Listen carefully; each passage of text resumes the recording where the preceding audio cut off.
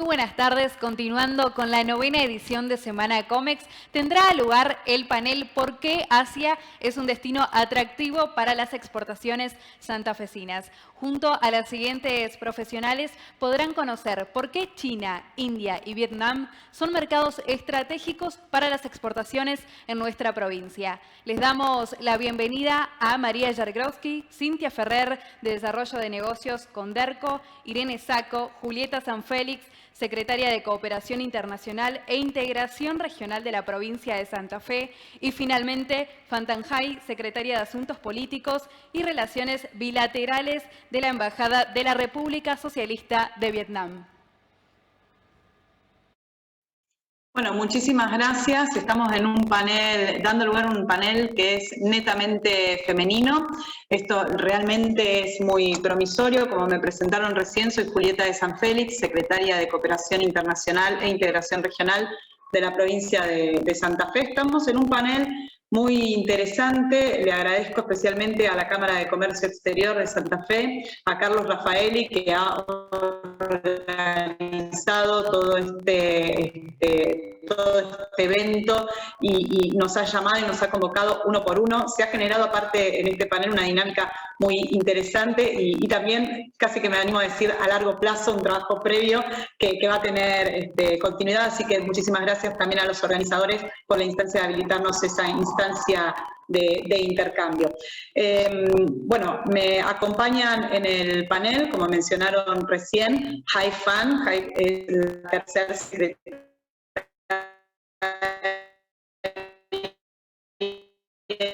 de la sección de la Argentina. Antes fue funcionaria del Departamento de Medio Oriente y África en el Ministerio de Relaciones Exteriores de Vietnam. Ella es diplomática de formación, tiene una licenciatura en Economía en la Universidad de Buenos Aires, por eso su excelente castellano, y aparte una maestría en Relaciones Internacionales de la Universidad de Sydney. Nos acompaña también María Jargrowski.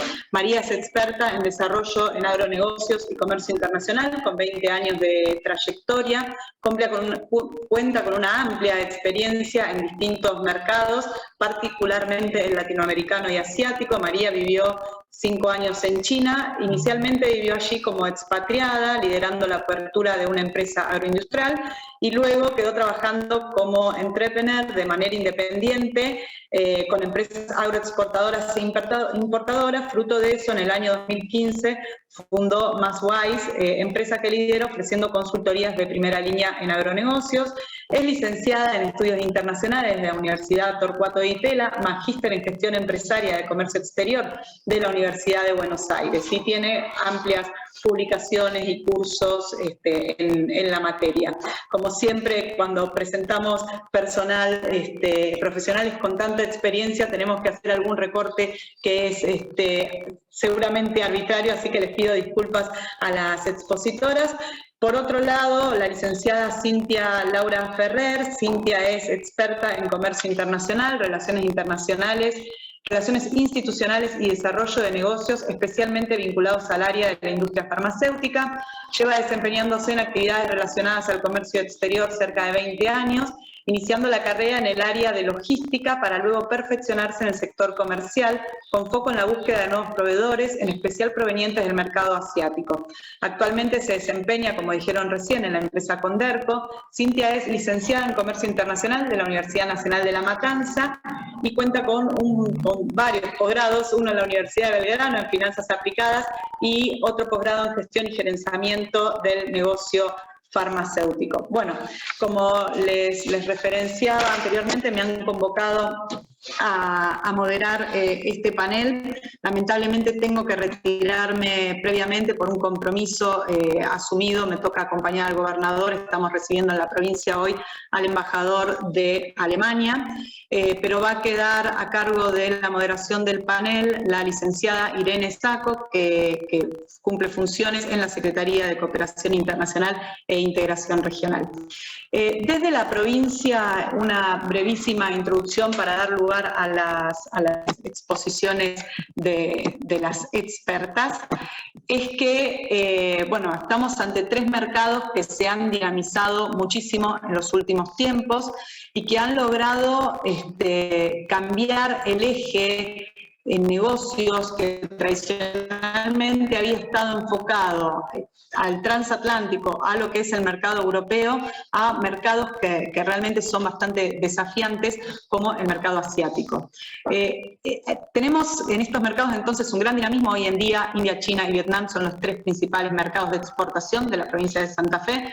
En esos 3 mercados aparte hay un desafío adicional, que es cómo hacer para que esas exportaciones, que hoy en día en el caso de los 3 están muy concentradas en términos de volumen y en términos de valor en productos con bajo valor agregado en términos de trabajo, cómo poder diversificar esa matriz exportadora que tenemos hacia esos mercados.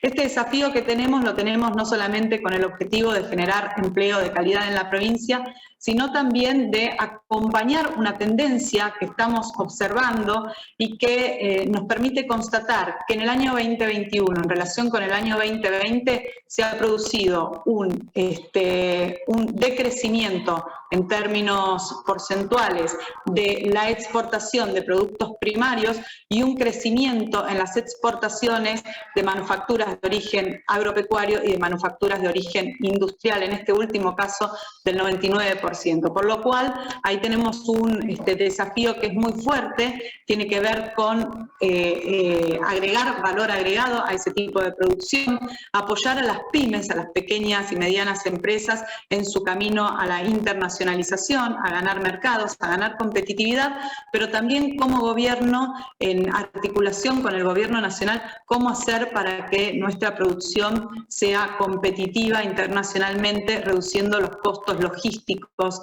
y, por supuesto, también muchas veces las barreras culturales. Entonces, desde Santa Fe, ¿qué estamos haciendo para poder agilizar o afrontar estos desafíos y agilizar el objetivo de incrementar nuestras exportaciones y diversificar esa matriz que tenemos con cada uno de estos países? Bueno, tiene que ver con iniciativas como el programa de formación Santa Fe Mira a Asia, en el cual tanto Cintia como Jai y María han acompañado como expositoras, un programa que ha sido muy exitoso en la medida que estuvo orientado a que los sectores productivos puedan tener herramientas para acercarse a estos mercados, para animarse con estos mercados y para poder entablar negocios. En el caso de Vietnam, probablemente Jai lo comente en un ratito, pudimos culminar el capítulo Vietnam de Santa Fe Mira Asia con un encuentro de vinculación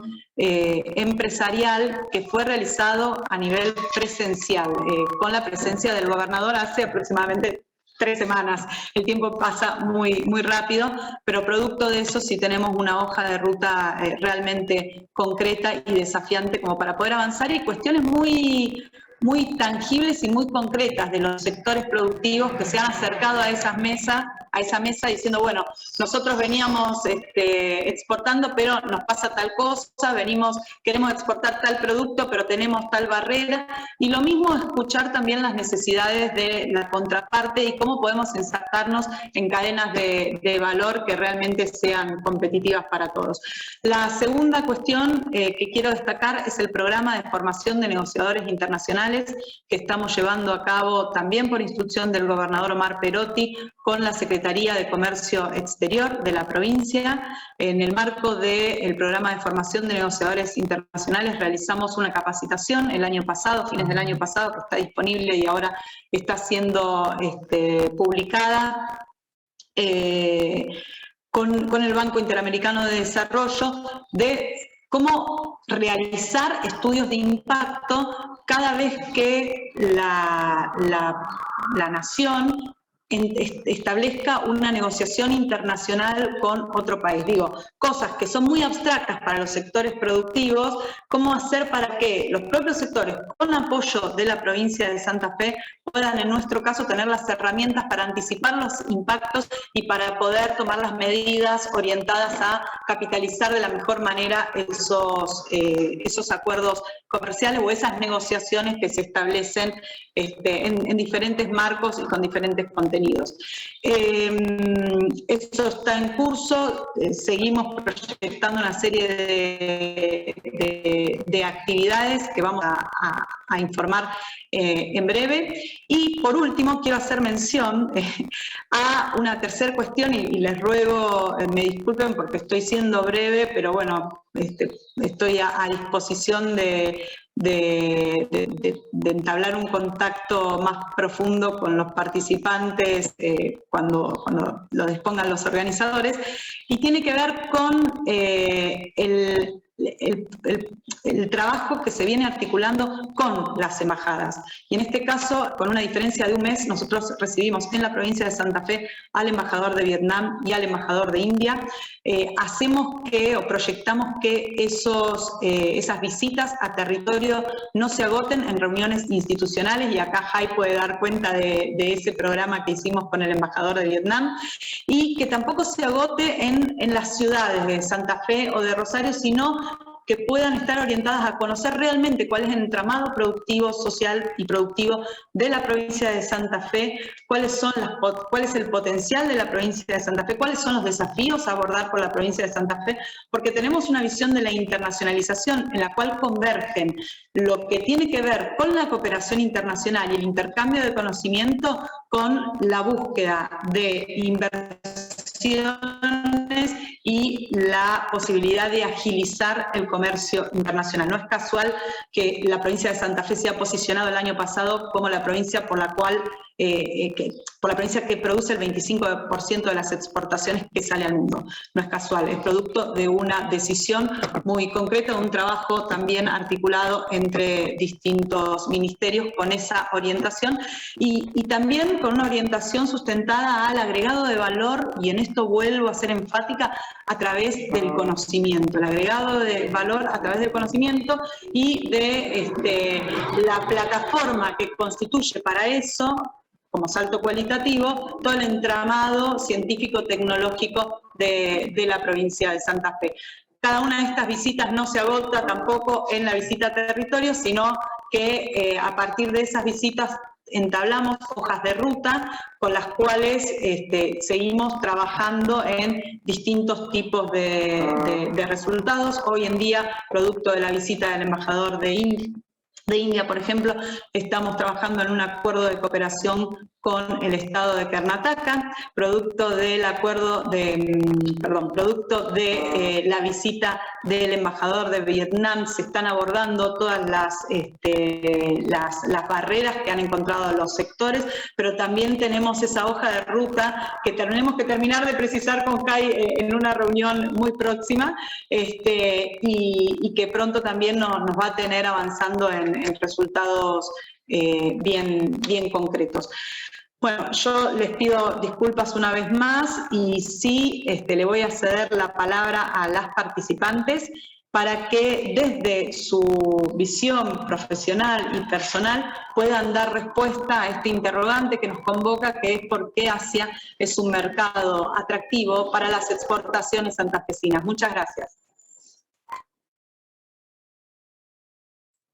Bueno, muchas gracias, Julieta, por las súper generosas palabras, y muchas gracias a la Cámara de Comercio Exterior de Santa Fe, que me convocó, me invitó a participar en este muy interesante elenco y poder presentar a ustedes un poco sobre mi país. Bueno, como dijo Julieta, soy Jai Pham, me encargo del área política de relación bilateral con Argentina en la Embajada de Vietnam. Y bueno, para entablar un poco esta pregunta de por qué Asia, y específicamente en mi caso, por qué Vietnam, porque es un destino muy interesante para Santa Fe, le comento un poco que Asia-Pacífico es una región muy dinámica, actualmente es la región más dinámica en el mundo, es el motor de la economía mundial, en la pre-pandemia con un crecimiento de 3,9% anual, y se pronostica que después de esta pandemia va a seguir creciendo a un ritmo de 6% recuperándose. Y para el 2030, Asia-Pacífico concentraría el 66% de la clase media mundial y un 59% del consumo global. Así que es un destino muy importante, un mercado muy importante y tiene mucha potencial. Ahora, concentrando en mi país, en por qué Vietnam, se busca o se investiga para ver el mercado, se tiene que fijar en muchos datos macroeconómicos que me gustaría presentarles un poco. En primer lugar, la situación socioeconómica de Vietnam y política de Vietnam es muy estable, estuvo estable estos últimos 35 años después de nuestra política de renovación económica, a partir de 1986, y también nuestro sistema de gobierno, que es un sistema de democracia unipartidista, lo hace muy estable, porque los líderes se mantienen en el mismo partido constantemente. Y ese partido traza toda la dirección integral y formaliza las políticas, así como los dirigentes. Entonces tiene una continuidad y una estabilidad. Actualmente Vietnam tiene una tasa de crecimiento de 2,9% en el 2020 debido a la pandemia, pero somos uno de esos pocos países que logró un crecimiento positivo. Tenemos una tasa de inflación solamente al 3%, una tasa de desempleo que está en 2,5%. Ahí voy a comentar un poco sobre este crecimiento económico, que lo tenemos constante desde los 35 años a partir de esa política de renovación que les mencioné. Si saben un poco sobre la historia de Vietnam, saben que tuvimos constantes guerras. Y en el año 1975, recién ahí se finalizó todas las guerras y empezamos a desarrollar en este momento. Y hago un poco de comparación con el año 1986, que se hizo la política, nuestro PBI era solamente de 27.000 millones de dólares. Y el ingreso per cápita era de $100 solamente. Y tenemos una población de 90% pobres. En este momento, en 2020 tenemos un PBI de 268 millones de dólares. Aumentó 10 veces en comparación con ese año y el ingreso promedio es de casi 2.800 dólares. En estas 2 últimas décadas mantuvimos un crecimiento económico constante de alrededor de 6%. Es uno de los que nos ubica en el grupo de los países con mayor crecimiento de la región y del mundo entero. Y también la estructura de la economía de Vietnam también se fue transformando a partir de una concentración solamente de la producción agraria, forestal y pesca del 40% en PBI. En esta última década el porcentaje se redujo al 15%, así trasladándose nuestra economía a sectores con mucho más valor agregado, que es la industria, construcción, servicio. Ahora, hacer comercio con Vietnam no es solamente con nuestro país, porque tenemos una integración comercial, una red de conexión, una red de integración muy importante. Somos uno de los países más integrados en Asia en la economía mundial. Esto es que tenemos 15 tratados de libre comercio, bilateral y multilateral, y el último año firmamos unos acuerdos muy importantes, que es el Acuerdo de Asociación Económica Integral Regional, el RCEP, que integra los 10 países de la Asociación Naciones del Sudeste Asiático, la ASEAN, y Australia, China, Corea del Sur, Japón y Nueva Zelanda. Que este mercado conforma el 30% de la población mundial y el 30% del producto mundial. Entonces, al comercializar con Vietnam, también abre la puerta a todos estos mercados.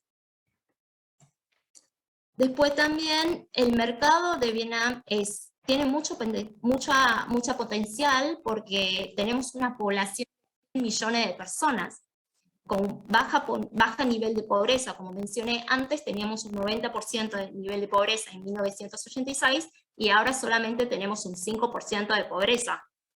El 11% de nuestra población en este momento se clasifica de la clase media global, lo cual tiene un consumo de $15 por día, y proyectamos para el 2030 un ingreso promedio de $7.500 per cápita. Y con eso, mencionando eso, le estoy presentando un poco sobre el potencial que tiene de comercializar con nuestro país. Ahora, con eso le quiero comentar un poco de la relación entre Vietnam y Argentina. En esta última década creció mucho. En 2010, el intercambio comercial entre nuestros países era solamente $1.000 millones. Y para el 2020 cuadruplicamos y llegamos a casi $4.000 millones. Otra vez recordando que 2020 era el empiezo de toda esta locura de la pandemia del COVID. Y a pesar de eso, el intercambio entre nuestros países creció.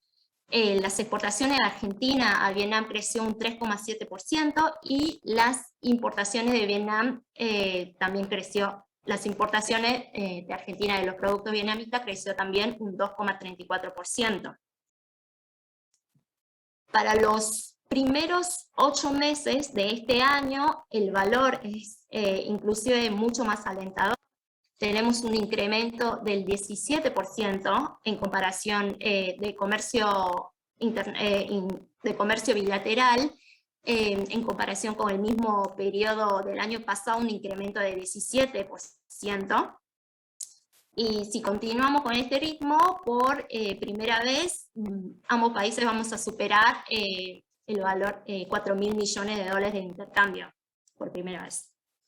Los productos que más exporta Argentina a Vietnam, que son de hecho los productos que exportan de Santa Fe, que importamos de Santa Fe como casi más de $900 millones en estos productos de soja, maíz y alimentos animales. Y los productos que más exporta Vietnam a Argentina son máquinas, partes y aparatos eléctricos, teléfonos y componentes.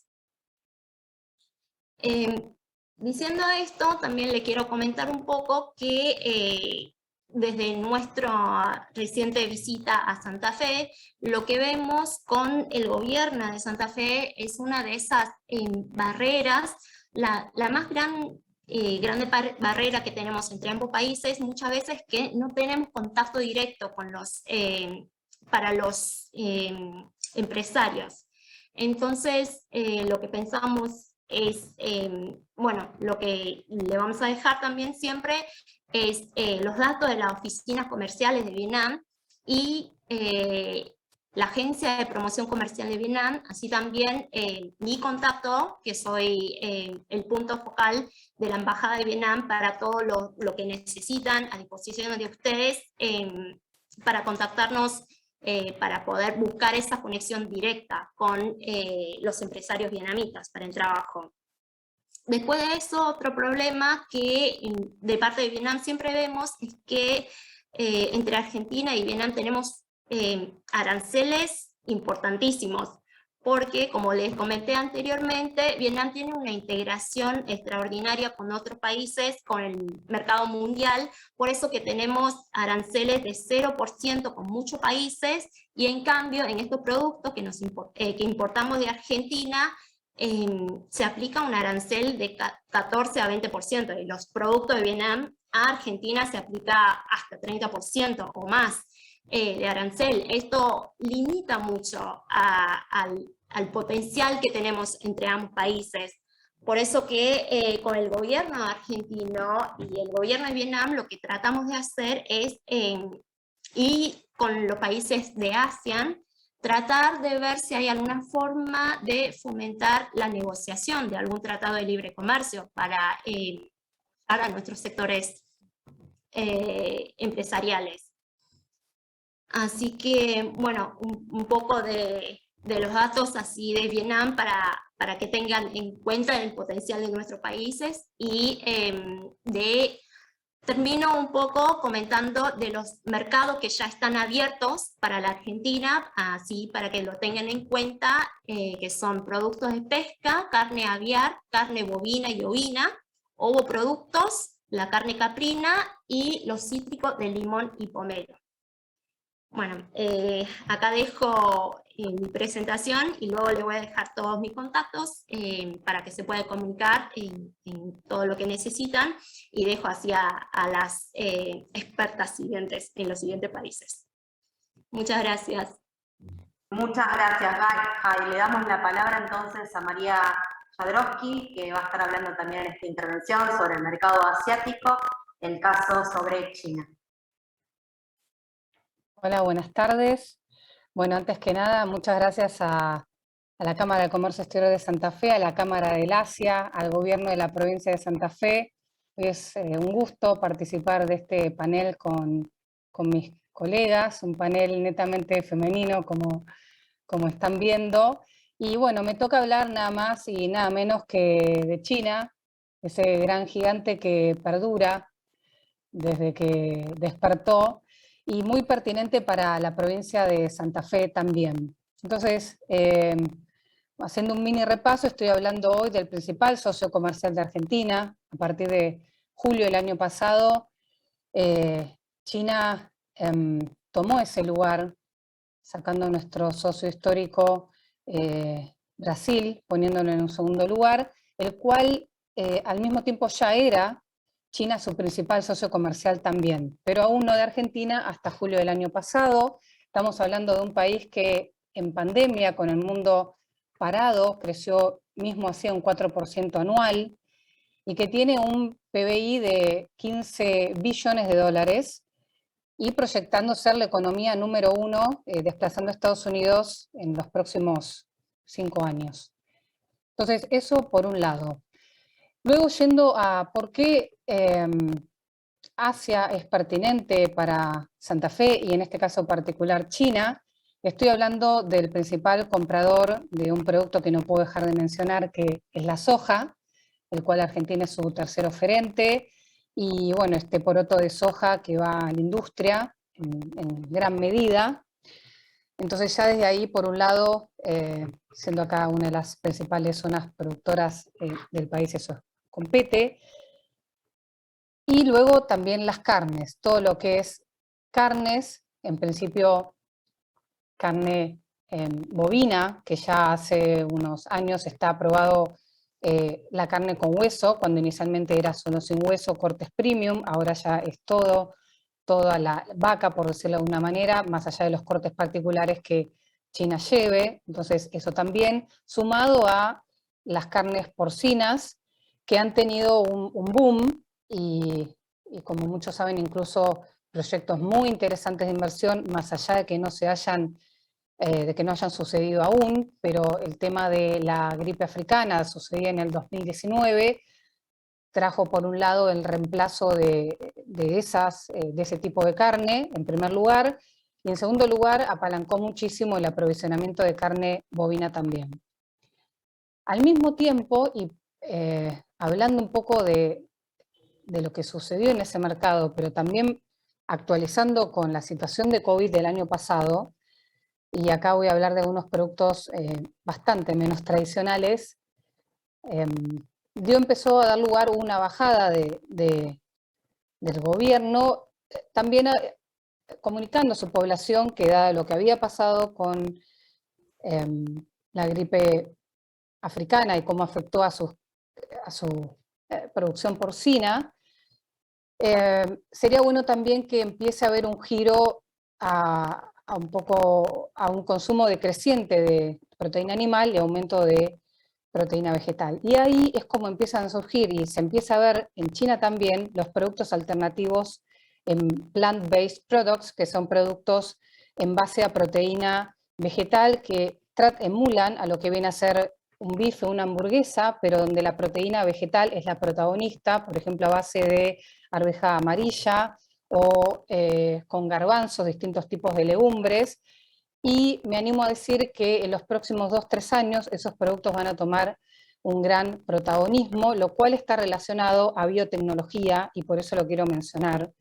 Porque Santa Fe, Rosario en particular, pero Santa Fe está empezando a ser un clúster creciente en todo lo que es la producción biotecnológica en relación a proteínas y a otros productos también, pero me voy a focalizar en eso. Entonces, por ejemplo, este tipo de productos que se hacen también en otras provincias, pero que acá claramente tendrían una oportunidad. Y siguiendo con la biotecnología, todo lo que viene a ser, y hay proyectos en China hoy, de los cuales este clúster podría empezar a hacer foco, pero por ejemplo lo que es genética bovina, hay un proyecto muy importante en la provincia de Xinhua con la empresa Garruchos, en la cual está mejorando la genética bovina, y eso es, estoy hablando de biotecnología pura. La fabricación de la vacuna de la fiebre aftosa, la cual el responsable es la empresa Biogénesis Bao, la única del mundo autorizada a producir esa vacuna en el país. Y también, por ejemplo, hay proyectos de biotecnología aplicadas a semillas en el norte de China, llevado por la empresa Don Mario, y esos son todos ejemplos exitosos de biotecnología a los cuales China les abre las puertas y en los cuales Argentina tiene buena prensa, no solo por estos casos exitosos, sino también por el conocimiento que se tiene acá al respecto y del cual China lo sabe. Entonces ese es otro sector. Y voy a mencionar 2 productos más, los cuales me parece pertinente. Uno es el sorgo, con la producción de Santa Fe tan sabida. No sé si escuchan ¿me escuchan bien? ¿Sí? Sí. Escuchaba un ruido. Ok, y comentaba el sorgo porque Santa Fe es uno de los lugares por excelencia de producción de sorgo, y hubo un crecimiento de prácticamente un 500% el año pasado en esto, lo cual tiene el contexto de esta situación es que más allá que 1 o 2 empresas argentinas han empezado a trabajar hace unos 4 o 5 años el sorgo para China, la importación era muy baja, pero el tema de la guerra comercial de Estados Unidos, el cual afectó directamente a la relación de Australia con China, uno de sus principales oferentes en sorgo, junto también a Estados Unidos, empezó a darle lugar a mercados de producción alternativos como Argentina, y eso dio la posibilidad de que las exportaciones aumenten de 2019 a 2020 un 500%. Sin embargo, un poco para balancear esa situación, no estaría segura de que para el año siguiente la velocidad de compra es la misma, con lo cual también hay que estar atenta y no atentos y atentas en términos de la producción y no seguir tan embalados porque la situación de China con Australia puede mejorar en cualquier momento, todo indica eso, y las compras no van a ser las mismas. Y un producto más que quería mencionar es el alimento balanceado para mascotas, el pet food, que es un producto que crece al 7% anual en China, donde hay 59 millones de perros, mascotas estoy hablando, y alrededor de 49 millones de gatos, donde cada vez más se considera a la mascota, esto es global, pero también está pasando en China, como si fuera un integrante de la familia, con lo cual todo lo que es consumo de producto premium importado es muy bienvenido. Argentina es uno de los pocos países que está habilitado para exportar pet food a China. En un principio fueron 9, Argentina siempre estuvo en ese listado, hoy son 30, que igual siguen siendo muy pocos a nivel internacional. Entonces también es un producto muy interesante para desarrollar enfocado a lo que este mercado chino consume, donde hoy la mayor oportunidad está en el segmento de gatos, ya que perros, si bien sigue habiendo lugar, está más estabilizado, y donde también va sucediendo ahora con un consumidor, por un lado, mayor, adulto, un adulto mayor de 65 años, pero al mismo tiempo con jóvenes profesionales, millennials, con poder adquisitivo, aún sin hijos, que están ávidos de este tipo de producto de consumo y dispuestos a pagar lo que requiera. Así que esos eran los productos que quería mencionar, y voy a hacer una última mención a lo que viene a ser el e-commerce, lo cual es transversal a todas las categorías, incluso en commodities hay websites chinos enfocados a commodities. Entonces es muy importante también que los proyectos que hagan apuntados a China y su comercio contemplen el tema del e-commerce. Hay un montón de plataformas que lo promueven, y por otro lado también plataformas que los comercializan, así que siempre es bueno cuando uno quiere entrar a China hacerlo también de la mano del e-commerce, que hoy claramente es quien está rigiendo la comercialización, bueno, entre empresas y consumidores. Así que eso era lo que quería comentar inicialmente en cuanto a China, y le doy la palabra a mi colega Cintia. Gracias, María. Bueno, y gracias a todos los participantes. Es un orgullo realmente estar compartiendo hoy este panel, y agradezco en primer lugar a los organizadores y a la Cámara del Asia que me convocaron. Bueno, como dijeron, a mí me toca hablar de India, un gigante asiático también, si los hay, y la idea es explicar por qué hay una sinergia natural entre ambos países. No solo por qué puede haber un potencial para Santa Fe, sino que es una sinergia absoluta. Y me gustaría empezar, como siempre hago, tratando de entender por qué decimos que es un gigante asiático. Más allá de lo obvio, en su territorio, que es el 7º país a nivel mundial, seguido por Argentina en el 8º lugar, y que tiene una población de 1.400 millones de habitantes, es importante nombrar que crece al 1.14%, implica que cada 4 años y medio, crece prácticamente el total de la población argentina. O sea, de esto estamos hablando cuando decimos que es un gran mercado. Hoy en día su PBI está en 3.400 trillones, que es un per cápita de $2.400. Pero ¿de dónde partió? O sea, se viene hablando, creo que más allá de que tengan contacto o no con India, saben el crecimiento y el desarrollo que viene teniendo como país, cómo va pisando fuerte, pero ¿de dónde partió tan solo 10 años atrás de un PBI de 1.800 trillones? Quiere decir que en 10 años lo ha sabido duplicar, pero a base realmente de capacidad industrial, de industrializarse fuertemente, de desarrollarse, de promover sus exportaciones, el comercio exterior. Y por eso ha sabido también controlar otras variables macroeconómicas. Es un país que, a pesar de su crecimiento, tiene un 5,5% de inflación, más que envidiable, ¿no? Desde nuestro lugar. Tiene una rupia estable, la rupia tiene hoy una paridad con el dólar de 70 a 74, y hace 10, 15 años estaba en 54, 55. Quiere decir que ha promovido las exportaciones, pero no a costa de tipo de cambio, sino realmente de desarrollo económico. Tiene un déficit fiscal del 3%. Todas las variables de India soportan este desarrollo. Y además es sumamente interesante. Esto hasta acá es porque es único, pero también se le agrega la parte cultural, que es un país pluricultural, con diferentes idiomas, y religiones y climas a lo largo y ancho del país, lo cual es muy interesante, pero hace que, más allá de todo el potencial que describa, sea muy necesario interiorizarse, meterse, entender los pormenores, la logística, todas las particularidades que hacen a este mercado para llegar a los objetivos que buscamos. Y vamos a hablar un poco del PBI que mencionaba, de 3.400 millones, cómo está compuesto. El 49% son servicios. Y acá se destaca lo que es el software y lo que es la industria IT. Después vamos a la industria. La industria ocupa el 25%.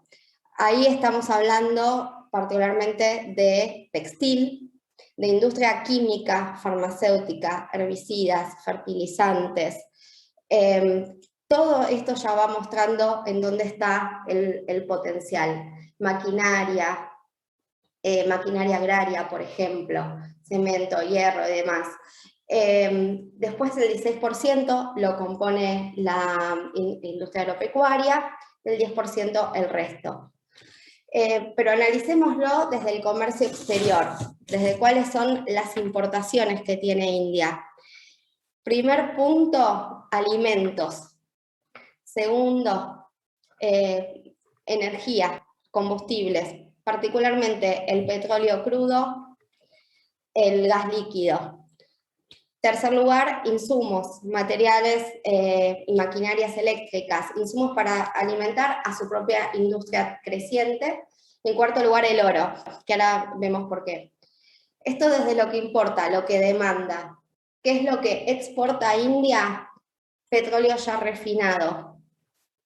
Exporta productos químicos, como decía, farmacéutica, que es mi área, ¿no?, de desarrollo, mi campo. Diamantes, joyas, particularmente de la industria de la joyería, y después lo que conocemos de arroz, textil, IT. Acá ya podemos ir haciendo las primeras conclusiones de India. India demanda insumos, necesita abastecer a su gran población que continúa creciendo, alimentar a su industria, genera valor, aporta valor agregado y luego exporta. Importa el petróleo crudo, exporta el petróleo refinado. Esto es la clave para entender cómo funciona India y la parte alimenticia que tan pertinente es a la región de Santa Fe, es lo que hace que siga creciendo. Y cuando lo vemos desde el plano de las relaciones internacionales, todo va de la mano. India es muy coherente, plantea esto de la industria y lo plantea de las relaciones internacionales. Sigue promoviendo constantemente tratados de libre comercio. Ya lo tiene firmado con regiones asiáticas, obviamente, donde tiene su peso específico, como es el ASEAN, sudeste asiático. Tiene tratativas que creo que en un mediano plazo podrán ser factibles con Australia y con la Unión Europea para llegar a un libre comercio. Tiene firmado, cuando no con Chile, y existe un acuerdo de preferencia tarifaria con el Mercosur. Siempre promoviendo en este sentido el comercio exterior como hablábamos. Cuando vemos los principales socios comerciales, tenemos que los principales proveedores son, sin ninguna duda, primero China, con entre el 15 y el 17%. En lo que hace, por ejemplo, a mi industria en farma, es hasta una gran dependencia en los insumos, porque India ha empezado a meterse cada vez más en mayor valor, insumos básicos tenerlos de China, dependiendo muchísimo. Luego Estados Unidos, Emiratos Árabes, Arabia Saudita, por lo que veníamos hablando de los combustibles. Siempre se mantiene una misma coherencia. ¿Cuáles son los principales clientes de India? Son, en primer lugar, Estados Unidos, con quien se da el lujo de tener una balanza comercial muy positiva. Luego, Emiratos Árabes, China, Hong Kong. Ahora, si analizamos el comercio exterior que mantiene la India con Latinoamérica, vamos a destacar que en cuanto a lo que compra India, de las importaciones que tiene la India, de los 480.000 millones de dólares que importa India, 22.000 millones lo hace de Latinoamérica. El principal proveedor es Venezuela, seguido de México. ¿Y dónde está la distinción? En el petróleo crudo que mencionábamos. Petróleo crudo, después viene chatarra, un poco autopartes, pero se destaca ahí. El tercer lugar lo tiene Brasil, también destacándose en el petróleo crudo, y también tiene peso, en el caso de Brasil, la caña de azúcar y el oro. Y Argentina se ubica en el cuarto lugar como proveedor de India. y con la característica de que prácticamente el 85% de la oferta Argentina-India es la soja. Prácticamente ahora estamos bueno, pre-pandemia sobre todo, y el 2020, a pesar de la situación, se consolidó en el mejor momento histórico de intercambio comercial con Argentina, pero sigue estando esta focalización en la soja. Cuando analizamos las exportaciones de India, vemos que de los 323.000 millones de dólares que exporta a todo el mundo, 13.000 lo hacen a Latinoamérica. Y ahí tenemos a Brasil y México como los principales compradores, casi que parejo en un 30%, 30-27% cada uno. Pesa mucho el petróleo ya refinado, seguimos el concepto de valor agregado, y los medicamentos. Luego le sigue Colombia, Perú, Chile, donde industria farma tiene muchísimo peso, y después se destaca lo que es motocicletas, autos, autopartes, y Argentina ocupa el 6º lugar como cliente de India en LATAM, y se distingue, porque lo que se destaca es el herbicida, ¿no? El hilado de poliéster, aceite de petróleo. Acá, con esta información, para no seguir ahondando tanto en datos duros, creo que se puede hacer la conclusión macro de por qué Asia. Y todo sustenta lo mismo, ¿no? ¿Por qué India en particular? La sinergia es natural. Argentina produce lo que India sale al mundo a buscar. Hay un trabajo ya realizado respecto a la soja, que sin duda es destacable, que se ha hecho muy bien, pero hay mucho por crecer en cuanto al vínculo per se entre Argentina e India, pero mucho trabajar en diversificar esta oferta. No digo abandonar el trabajo hecho de la soja, por supuesto que no, sino de diversificarlo. Tenemos para aportar energías renovables, estímulos al litio, tratar de ampliar a otros alimentos, por ejemplo, miel, frutas y verduras, frutas tanto frescas como secas, poder ampliar a tecnología agraria. Acá hay un gran potencial, sin duda Argentina puede crecer mucho en esto. Y después, como hablaba también María, estos países asiáticos con tanto movimiento, con tanto crecimiento en lo que es la clase media, y con todo un porcentaje de millennials, de nuevas generaciones con cambios en sus hábitos de consumo, de demanda, están dispuestos a pagar y pagar buenos precios, y cambiando la demanda de productos a lo que era tradicionalmente la India y sus consumos. Acá tenemos para aportar en vino enormemente, langostinos, y esto lo menciono solo como un disparador. Seguro otros productos del mercado de Santa Fe pueden ir con estos cambios de consumo que tiene India. Y no quiero dejar de nombrar la biotecnología. A mí me ha tocado, particularmente en lo que es industria farmacéutica, trabajo mucho en el área de biotecnología, biosimilares. Santa Fe tiene un gran potencial en este sector, y la India tiene la particularidad de buscar acuerdos, no solo a corto, sino a mediano y largo plazo, tiene muy buen acceso a crédito, hay mucha posibilidad de transferencias tecnológicas, de alianzas estratégicas, joint venture, no quedarse solo con una posibilidad de vender un producto o un servicio, sino una alianza. En el caso de Pharma me ha tocado trabajar con los laboratorios locales, y tengo relaciones comerciales que llevan 10, 15 años funcionando. Por supuesto, hay mucho que aprender y que entender en la forma de hacer negocios con la India. Esto ya da para toda una charla aparte, ¿no? Como me ha tocado en el evento anterior de Santa Fe Mira Asia, ahí hablamos mucho de esto, ¿no? De la particularidad cultural, de qué tener en cuenta para salir a India, que es una cultura verticalista, que a veces tiene ciertos formalismos, la dimensión del país, las dificultades a veces en supply chain, en la logística, en si voy a encontrar un distribuidor adecuado, si debo o no dar exclusividad, si necesito un distribuidor en el norte y otro en el sur. Todo esto es válido, da para, como decía, un capítulo aparte, pero vale la pena intentarlo, es un desafío a recorrer. Hay que tener en cuenta que India tiene una gran oferta de ferias comerciales, tanto multisectoriales como de cada industria de las que mencioné, que son fuertes, tiene su feria específica, y cada una de las cámaras que engloba estas industrias tiene diferentes programas de promoción, diferentes programas en los que incluso financia económicamente a visitantes para que vayan a la India, para empresarios que puedan conocerse cara a cara y hacer negocios.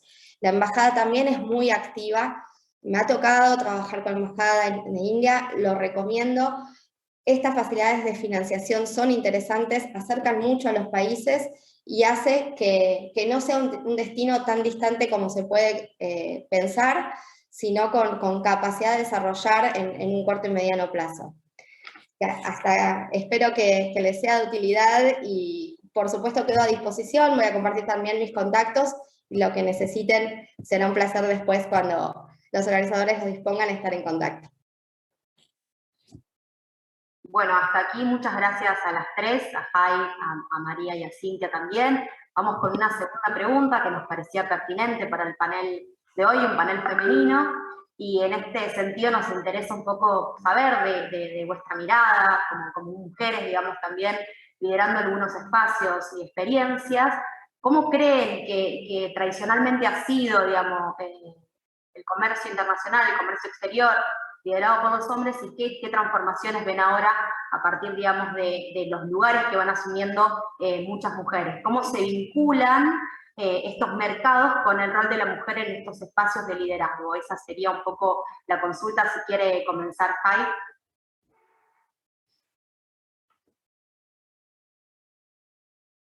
Gracias, Irene, por la pregunta. Desde mi punto de vista, que es más del sector gubernamental, en Vietnam en estos últimos años se están elaborando muchas leyes y marcos para poder aumentar esta igualdad entre los hombres y las mujeres en todos los sectores, no solamente en nuestro sector gubernamental, sino también en el sector privado. Y según los últimos datos, las mujeres están participando mucho más en el comercio, y acá las mujeres de hecho tienen mejor formación que los hombres. El 10% de las mujeres que participan en el mercado son licenciadas, son graduados de las universidades, mientras que los hombres son solamente el 5%. Y también el porcentaje de las mujeres en Vietnam participando en áreas de ciencia y tecnología también es del 37%, o sea, un nivel bastante similar al nivel de los hombres. Pero todavía también encontramos esos problemas, esas limitaciones dentro de la jerarquía de las empresas, que las mujeres toman mucho el rol de supervisión y de medio liderazgo, pero de los liderazgos, los altos liderazgos, los cargos altos todavía mantienen solamente un 5 a 10% que son mujeres en este ámbito. En lo cual, por eso que tenemos modificaciones en nuestra ley laboral a partir del 1 de enero de 2021, en la cual obliga de que debe tener cierto porcentaje o un mínimo cargo de alto nivel para las mujeres, tanto en el sector privado como en el sector gubernamental. Así que Vietnam considera que es muy importante esta equidad, y también consideramos que es muy provechoso la formación profesional de las mujeres, que como mencioné antes, es de hecho más alto el nivel de las mujeres que los hombres en nuestro país. Por eso que cada vez estamos enfocando más en este tema también. Le dejo. Muchas gracias, Jai. Que creo que María, si te parece continuar más de esto. De China. Claro. Bueno, en el caso de China, diría que siendo el gobierno en teoría de base comunista, más allá que en lo económico sea diferente, eso ya de base le da una igualdad a la mujer en China, lo cual se refleja en los negocios. Hay muchas mujeres entrepreneurs, dueñas, fundadoras de sus empresas, hay cargos altos, siempre por supuesto más hombres, pero el porcentaje llama la atención. De hecho, en China como una puede tener muchas veces reuniones con directoras, dueñas de empresa. Mismo yo en mi caso, como bueno, los 5 años que estuve allá, más todo el tiempo que sigo trabajando desde Argentina, no he tenido ningún caso de discriminación directa por ser mujer. Sin embargo, si uno observa lo que es la parte de gobierno, que es el real poder, diría en China, ahí sí claramente hay una escasez notoria de mujeres, y basta ver, bueno, en la tele cuando muestran las asambleas, en fotos, hay que encontrar con lupa a las mujeres en lo que viene a ser el sector de gobierno en China, que nuevamente es el real poder, más allá de los negocios. Entonces ahí sí es un sector, o sea, un sector donde considero que el gobierno debería trabajar la sociedad en cuanto a dar mayor participación a la mujer también en cuestiones políticas de gobierno, que no descarto que lo estén haciendo, pero tampoco me consta directamente. Y por otro lado también sé que esto sí, el gobierno está trabajando en todo lo que viene a ser, esto es social, pero también es importante en relación a la mujer, todo lo que viene a ser violencia doméstica y otro tipo de discriminación hacia la mujer. Sí sé que hay programas y me consta que en el último tiempo cada vez son más. Pero bueno, aún en China, diría mismo con todo esto, la mujer en negocios, en comercio internacional, donde también está muy formada, donde también es universitaria, pero eso en China es un poco más igualitario, se las ve presente. Bueno, yo en el caso de India creo que la situación es bastante diversa. Voy a hablar particularmente por el área de Pharma, que es lo que más conozco. Creo que en la parte gerencial todavía hay mucho por recorrer, sobre todo en la alta esfera gerencial, ¿no? Hablando de CEOs de compañías, todavía cuesta encontrar en estos cargos, sí en los mandos medios, sí en determinadas gerencias, se ve cada vez más, y también en lo que es la formación técnica. Yo veo en la parte de laboratorio, desarrollo, los químicos, farmacéuticos, bioquímicos, sí, mucha participación de mujeres en los laboratorios. En algunos casos hasta pueden ser mayoría. Ahora, cuando se trata a un puesto más similar a los nuestros, de repente de desarrollo de negocios, que implica viajes, que implica, ¿no?, otra movilidad, hay hasta un cierto punto. Cuando ya tienen una familia y demás, se da un poco el switch, ¿no?, a distintas posiciones, o cuesta de repente seguir viendo en la misma proporción. Creo que tiene un trabajo importante por recorrer. Ahora, uno como visitante en la India, no me ha tocado sufrir una situación incómoda en el trabajo, o en una reunión, o a la hora de recibirme en una empresa, o tener que hablar de un tema, o ser escuchada, participar, o valorado un trabajo. Para nada, en ese sentido no. Con el visitante me parece que reciben muy bien.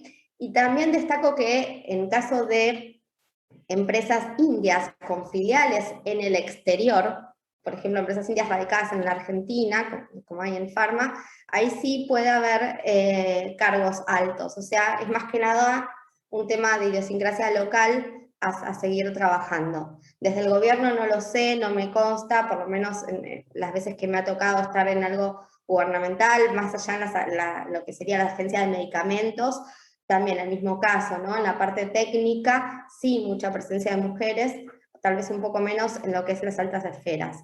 Creo que es un poco aún una cuenta pendiente, pero que hay tantos cambios desarrollándose como sociedad, ¿no?, que creo que es el camino para las próximas décadas. Bueno, muchas gracias a las tres, la verdad que muy completas las respuestas. Les voy a trasladar una consulta que tenemos del público que nos está observando. Si quiere alguna tomar la palabra, yo se las voy a leer, parece interesante. La pregunta es: ¿cuánto pesa en la elección la inestabilidad de las políticas de comercio exterior del país a la hora de elegir a Argentina como proveedor en los mercados donde ustedes están vinculados o están trabajando. Si alguna quiere tomar la palabra, estamos medio justas de tiempo, pero bueno, nos parecía interesante poder darle lugar. En mi caso particular de Pharma, de repente es un sector un poquito más inelástico, ¿no? No tanto como otros sectores del comercio exterior, tal vez hay un poco menos de volatilidad que en otras áreas, pero sí ocurren dos cosas, que la capacidad de producción y de inversión puede hacer que algunos proyectos que se vienen impulsando mucho, con distintos cambios y medidas abruptos, queden congelados, ¿no? Eso el otro lo percibe, sobre todo en la capacidad de producción que nosotros necesitamos para un mercado como India. Es un mercado poco común en las cantidades, en los volúmenes que demandan.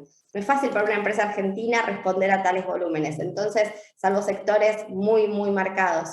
Eso se nota, y cuando estamos hablando de la doble vía, de otorgarnos a nosotros una tecnología nueva, innovadora, una licencia, ahí siempre está cierto temor a lo que es el tipo de cambio, ¿no? Cuando uno va a adquirir un producto importado, los picos que puede dar y los saltos en la demanda y en la continuidad de ese negocio.